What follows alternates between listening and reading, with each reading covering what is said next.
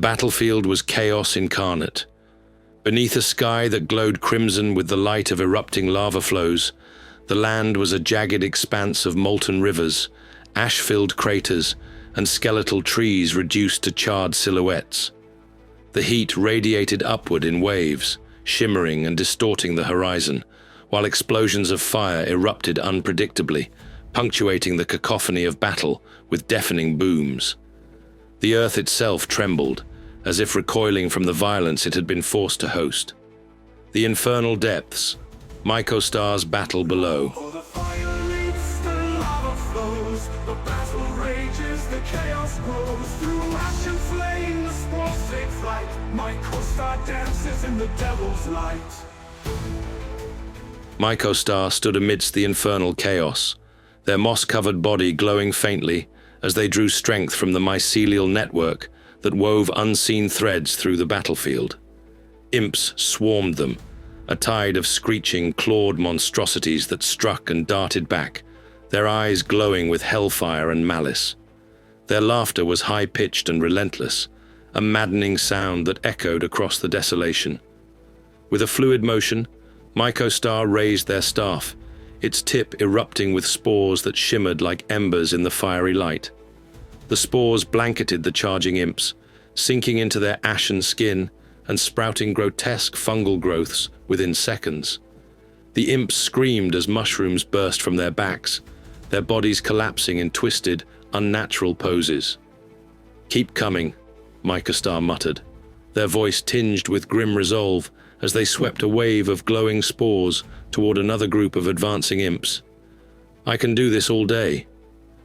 Yet, as their network pulsed with life, they couldn't ignore the faint vibrations from above, the seismic clash of battle that unfolded in the heavens.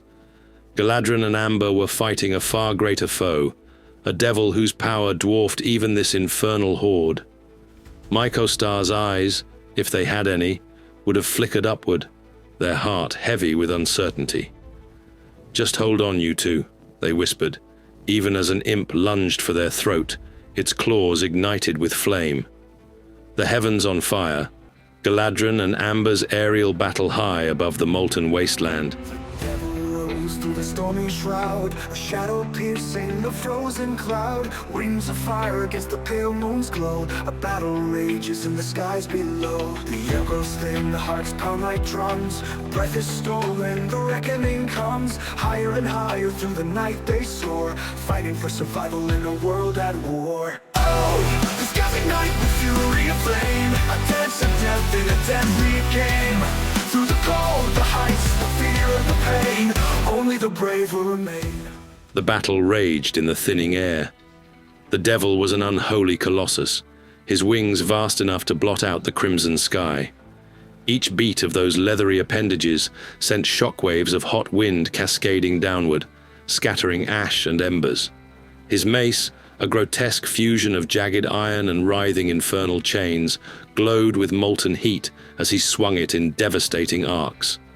Amber clung to the devil's back, her small halfling frame almost laughably outmatched against his bulk. Her fingers, torn and raw, dug into the cracks between the devil's iron plates. Her breath came in short, ragged gasps, the altitude robbing her lungs of air and her body of warmth. The devil snarled and twisted, performing barrel rolls and sharp dives in an effort to dislodge her. Each spin sent Amber's stomach lurching, her vision swimming as the world became a blur of fire and sky. "Not today," she hissed through gritted teeth, her dagger flashing in her hand. With a desperate cry, she drove the blade into a vulnerable seam in the devil's armor.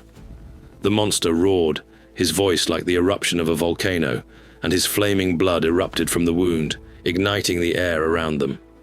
Below her, Galadrin soared upward, his broad wings coated in a delicate frost that cracked and splintered with every beat.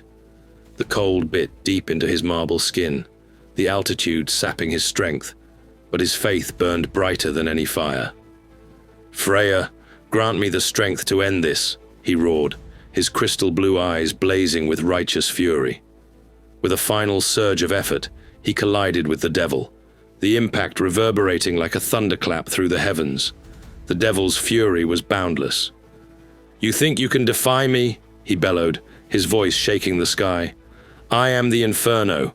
I am your end." He surged upward, dragging both mortals with him into the thinning atmosphere. The temperature dropped precipitously, frost forming on Amber's eyelashes, while Galadrin's wings stiffened under the encroaching cold. Yet neither of them let go.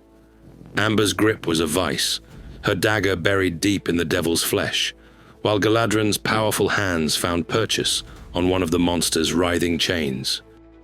The devil's descent. With a scream of defiance, Amber twisted her dagger one last time, driving it deeper into the base of the devil's neck. The beast froze, his wings faltering as a gout of molten blood erupted from the wound. His massive frame convulsed, the infernal energy within him sputtering like a dying star. Then, with a final roar, he plummeted, his body trailing fire and smoke as he fell toward the battlefield below. Galadrin acted on instinct. He swept Amber into his arms as the devil began his death spiral, his wings straining against the bitter cold and his own exhaustion. The descent was chaotic, the wind roaring in their ears and the ground rushing up to meet them. They landed moments before the devil struck the earth, his impact shaking the battlefield with the force of an earthquake. A massive plume of smoke and fire erupted, swallowing everything in its path. Lava gushed from the newly formed crater, and the air was filled with ash so thick it turned day into night. The smoke settles. For a long moment, there was silence.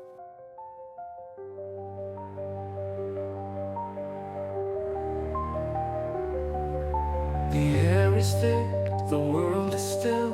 The silence screams, it breaks the will. Through ash and fire, no light remains. The battlefield whispers of endless pain. A moss-bound heart falls to its knees, clinging to the ghosts of memories. Don't leave me now, not in this hell.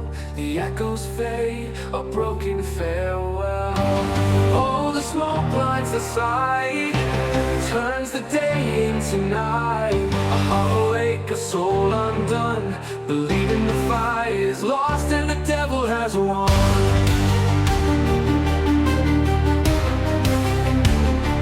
Oh, the smoke blinds the sight, turns the day into night. A hollow ache, a soul undone, believing the fight is lost and the devil has won.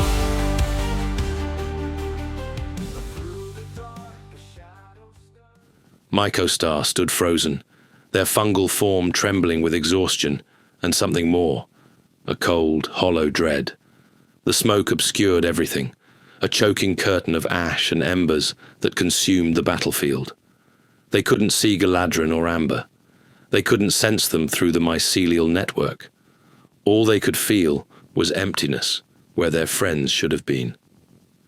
"No," Mycostar whispered, their voice barely audible over the crackle of fire. Their staff fell from their grasp, clattering uselessly to the ground as they dropped to their knees. Tears, glistening like dew, rolled down their mossy face, evaporating in the heat before they could fall. No, no, no. Their hands dug into the scorched earth, clawing at it as though they could somehow pull their friends back from the abyss. You can't be gone." The moments stretched, each one an eternity. Then, through the billowing smoke, a silhouette emerged. Galadrin's broad form appeared first, his wings battered and trailing frost, his steps slow and unsteady. In his arms, Amber stirred, coughing weakly, but alive. Mycostar's breath hitched, their tears flowing freely now, as relief crashed over them like a wave. "You idiots!" they choked, stumbling to their feet and running toward them. "You reckless, beautiful idiots!" They threw their arms around both of them, their fungal embrace damp but warm, the spore magic pulsing with life once more. Amber's laugh was hoarse but genuine. "Miss me?" she croaked, managing a weak grin. "More than you know," Mycostar replied, their voice trembling with emotion.